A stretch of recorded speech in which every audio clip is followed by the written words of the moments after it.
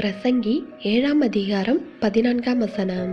வாழ்வு காலத்தில் நன்மையை அனுபவித்திரு, தாழ்வு காலத்தில் சிந்தனை செய்.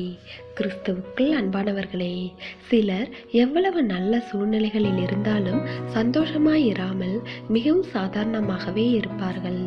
சிலர் தங்களுடைய பக்தியை துக்கமான முகத்தை வைத்துக்கொண்டு வெளிப்படுத்துவார்கள்.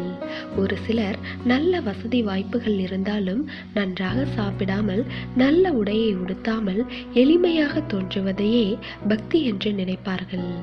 ஆடம்பரம் என்பது பாவம்.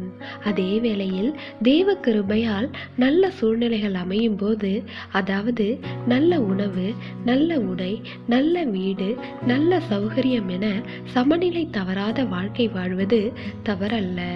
அதே வேளையில் சில காலங்கள் எந்த விதத்திலும் சந்தோஷமாய் இருக்க முடியாது.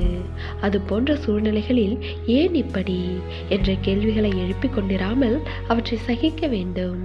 வசதியான காலத்தில் விருந்து கொண்டாட்டம் என வாழ்ந்த யோபு அனைத்திலும் துன்பப்பட வேண்டிய சூழல் வந்தபோது அவற்றை அப்படியே ஏற்று சகித்தான்.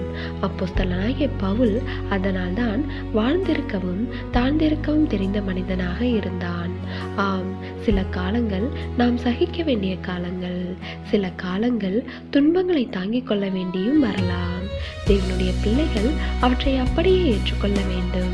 அப்பொழுதுதான் ஆவிக்குரிய நிலையிலும் உலக வாழ்க்கையிலும் நல்ல அனுபவங்களையும் பக்குவங்களையும் பெற முடியும். அது மாத்திரமல்ல, அந்த காலங்களில் நம்மை நாம் சோதித்து பார்த்து நாம் இன்னும் தேவனுக்கு பிரியமாகவும் நெருக்கமாகவும் மாற வேண்டும். அப்பொழுது நம்முடைய வாழ்க்கையில் வெற்றிகளை காணலாம். தேவனுடைய கிருபையும் இரக்கமும் உங்கள் அனைவரோடும் இருப்பதாக.